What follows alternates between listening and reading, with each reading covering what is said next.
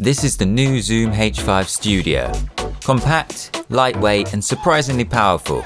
Today I'll take you into the field to see and hear how this recorder compares to the original H5. To kick things off, we'll jump straight into a couple of recordings, then take a closer look at both of these recorders side by side. So for this part of the test, I want to experiment with the self-noise of both of these recorders. When you have the recorder's gain turned up really high, you might start to hear a tss, and that's basically the recorders powering the microphones. So if you have a better preamp on the recorder, you'll hear less of the tss, so you can record quieter ambiences, such as recording birds in the woods. I've got both of the recorders set to gain level 9. Let's hit record on both of these and let's have a listen.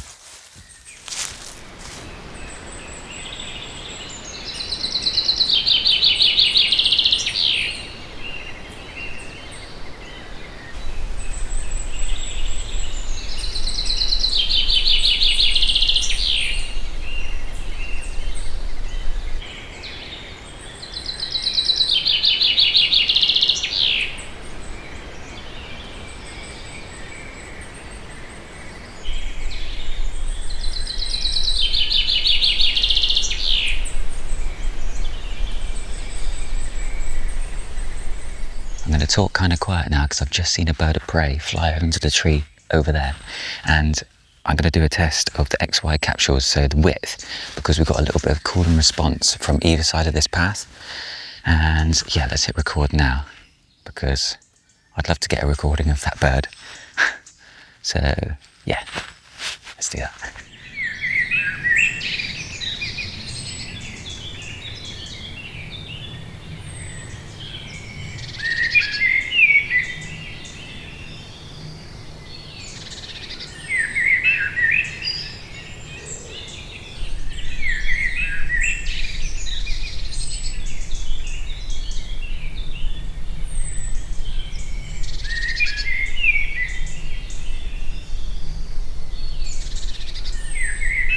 I did run into one big issue that can definitely be resolved soon, but I'll get into that a little later. For now, I want to take a closer look at both of these recorders side by side. So one of the features that the new recorder has that the old one doesn't have is 32-bit recording, which is really good. It makes it a lot easier for you to not clip your recordings. It's not impossible to clip your recordings, but having 32-bit just makes it a lot easier to get more recordings and gives you a little bit of leeway if you set your gain wrong for doing a loud source. Say for example, a train passes by and it's quite loud and it's not clipping the microphones, but it's clipping the recorder. In your audio editing software or your video software, you can bring down the audio file and 9 times out of 10, you can save the recording.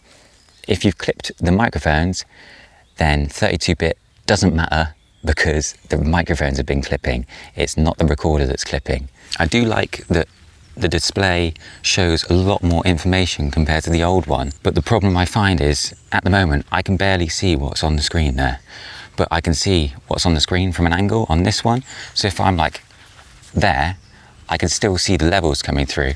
With this recorder, I can't see anything. It's just a bit of a nightmare in direct sunlight to see the actual screen.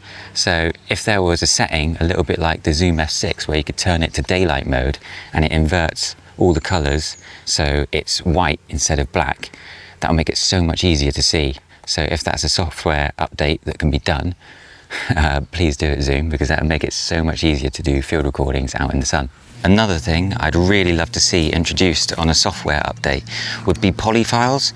So basically, with the new Zoom, you can record the XY capsules and the XLR capsules at the same time in 96 kilohertz and 192 kilohertz. On the old one, you were limited to 48 kilohertz if you wanted to record the XY capsules or the 2 XLR capsules. If you did 96 kilohertz recording, you could only do one or the other.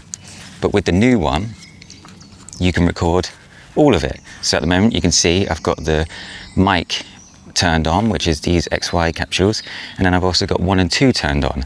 So for me, I'd love to be able to do recordings where it's the XY capsules and then the bottom 2 with my mid-side rig, and then record a poly file, so then you get the 2 on the top and the 2 on the bottom all on one file.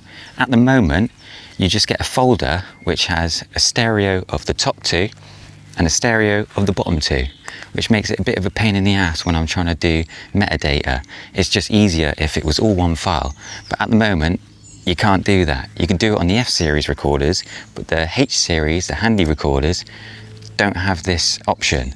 So I'd love to see a software update where I could have the top 2 and the bottom 2 all on one audio file, and it's not just confined to just the F series recorders, because this has the F series preamps, so I don't know why it doesn't do poly recordings. And if anyone else wants to see that updated on the Zoom, let Zoom know, because they might do it if enough of us say please include it.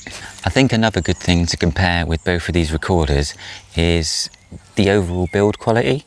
So with the new one, it's pretty plasticky. Most of it is made of plastic, and that's kind of good and bad. It keeps the costs down, so it makes it more affordable to buy. But the problem is, if I drop this when I'm out field recording, I don't think it's going to survive. Whereas if I drop the older one, I think these capsules will snap off, but overall, I think it'll probably bounce and survive a bit longer. With me, it's not about if it's going to die, it's about when the recorder is going to die, because I'm recording in the rain, the snow, by the sand, all sorts of other bits and bobs. So it's a case of how long this recorder is going to last. And I think some of this recorder, as soon as I drop it once, if I dropped it on the top like that, these mic capsules are just going to snap off straight away because they're made of plastic. But the original ones on the old Zoom H5 are actually made of metal. This whole top bit is made of metal. And I think this is also the reason why this doesn't wobble. The new one, you might have noticed on my recordings that I've got this gaff tape on the back, and this is because this top capsule bit actually does a wobble. If I record it with the old Zoom, you can actually hear the top bits of the capsules are moving around, and the problem with this is if I'm holding it handheld and bounce like that, you'll hear the whole thing wobble. So you can't really do it handheld, which defeats the point of it being a handheld recorder. So I don't know if there's a possibility to make more capsules which are actually made of metal, which slide on and have a snugger fit. But this older one, it just feels a little bit more solid, and it feels like I can smash it up a bit more than the new one. I would love to see something like a H5studio or a H5studio X, which is made more of metal, like constructed more of metal like the older recorders. It sounds great, but I think I might destroy it. So the great thing about both of these recorders is you can record in MS, which is mid-side, and that's what I've got here. So I've got my mid-side rig, which is the Rycote SC08 and BD10, and usually I use my Zoom F6, but now I'm going to use the H5studio just because it's way lighter and more portable to take when I'm doing field recordings. And the cool thing about the new one is I can record 96 kilohertz, which is what I usually do, but I can do the XY capsules and the mid-side rig at the same time. So I'll get a setup where it's kind of like on the top, or this one's at the side, or you could do something where this one is more handheld, so you're pointing at different bits and bobs, but then this one is on the tripod, or vice versa. You can have this one close up and then this one further away for more ambience. It just gives me a bit more versatility when I'm doing my field recordings, and I really like that. The problem with the original one is you're limited to doing 48 kilohertz like I mentioned before, and you can see on here if I try and do all of them when I'm in 96 kilohertz, it only picks the top 2 or the bottom 2 inputs. But with the new one, you can do both, which is really good. Ergonomics, how do these recorders feel in the hand? They both feel pretty decent. I feel like the weight of this metal bit on the top of the original one makes it feel a little bit nicer. But yeah, both pretty good. It just does feel a little bit more plasticky, and like you can hear on the back. It's just easier to make sounds. Makes it a bit harder to do field recordings and handheld recordings because a little bit of movement makes it quite difficult. For the XLR ports, you can see that this one has push release. I do actually prefer having these compared to these because it's so easy for the XLR cable to pop out. So that's a recorder with them plugged in and it's too easy to pull them out. So it would be nice if this original one had locking things for the XLR. Let me show you on the new one. You can't pull it out, which makes it better for me because it's harder for me to accidentally dislodge the recording and stop the recording. I'm just going to sound like I'm moaning now, but I think this is quite important with the companies that are making recorders and the companies that are making the fluffies. I think there just needs to be a bit more communication on when products are coming out, because at the moment I'm using a fluffy which doesn't really fit the Zoom H5 Studio well, and the H5 Studio didn't come with a fluffy and it didn't come with any foam. The original H5 comes with a foam cover, but it doesn't really work that well when you're out recording in nature with field recordings and there's an actual gust of wind.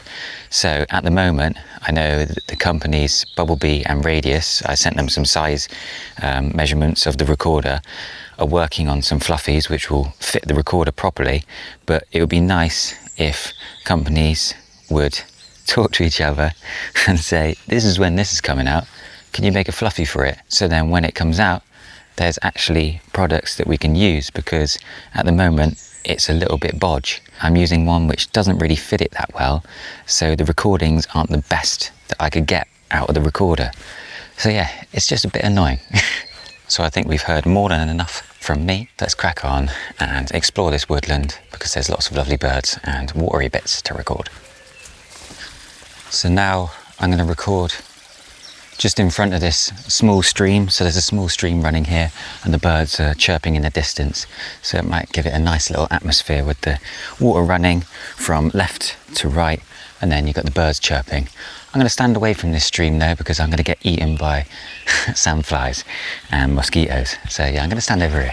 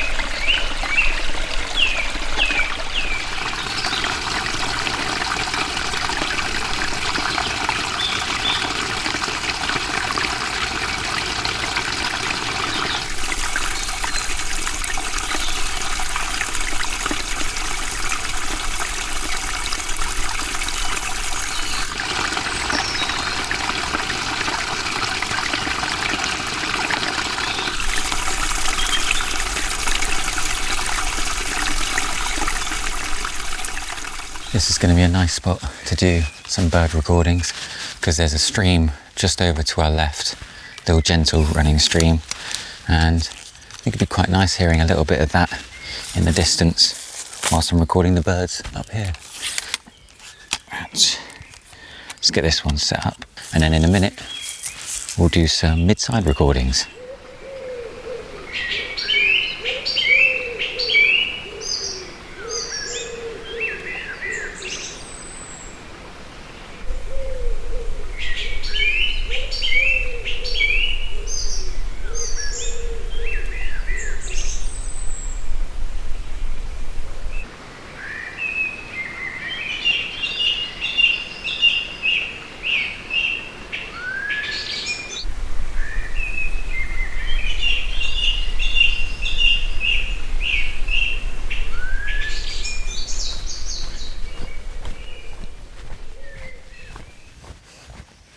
For me, the main appeal of this recorder was that I could use my mid-side rig on channels 1 and 2 and use the XY capsules on the top. The Zoom H5 doesn't have any built-in microphones, and the Zoom H5 for some reason doesn't have a mid-side decoder. I think it's really missing a mid-side decoder on that recorder, but the H5studio has the mid-side decoder and the XY capsules at the top. So I was thinking that this recorder could replace my H5s on really long hikes, because that one's way heavier than this recorder because it's made out of metal. So that's a kind of a bonus for this being plasticky, but we'll see if it stands the test of time. Anyway, I'm going to take this off of this little setup and record with the mid-side rig and the XY capsules at the same time, and then we can compare and hear the differences between the two. So here's the little setup. I'm pretty chuffed with how compact and nice this setup is.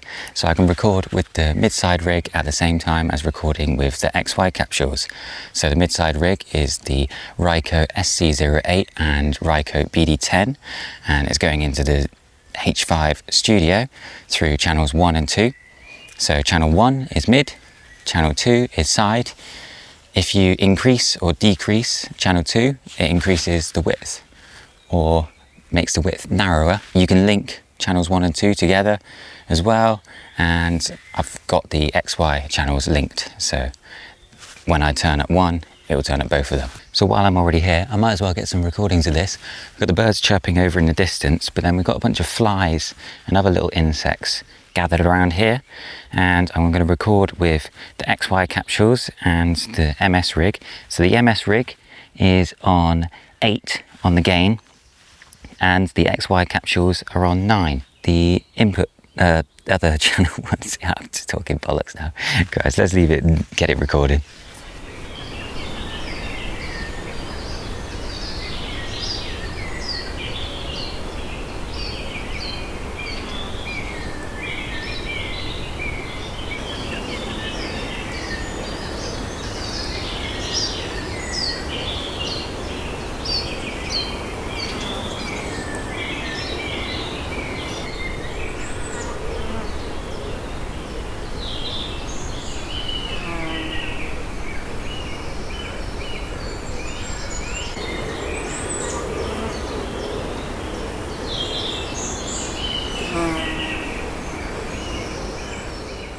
So I'm going to set up another recording here. We've got the water running from right to left on the recorders.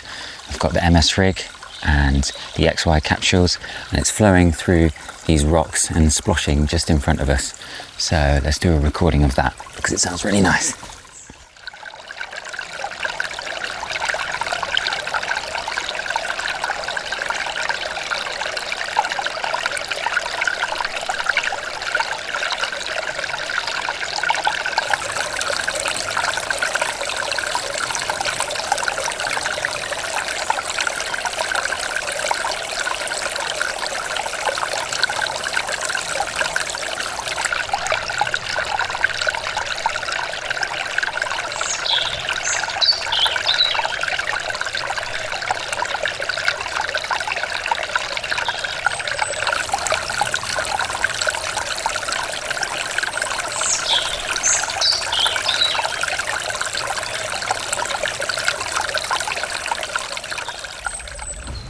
So this is quite a cool opportunity to record some horse sounds. Let's try and not sting myself. Here you go.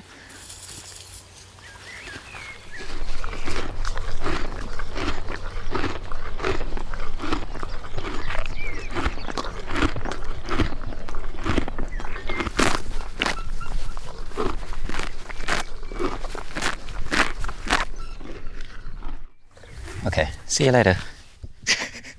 I'm really happy with quite a lot of the features of the new Zoom H5studio. I'm just a bit disappointed it's not as tough and durable as the old H5. I just don't think it's going to handle a tumble like this one would, mainly because it's almost entirely made of plastic and it doesn't feel like it's super strong plastic. So if there's like a Zoom H5 Studio Pro that you can maybe develop, or make some more expensive versions of these XY capsules, which are made of metal that you can slide on.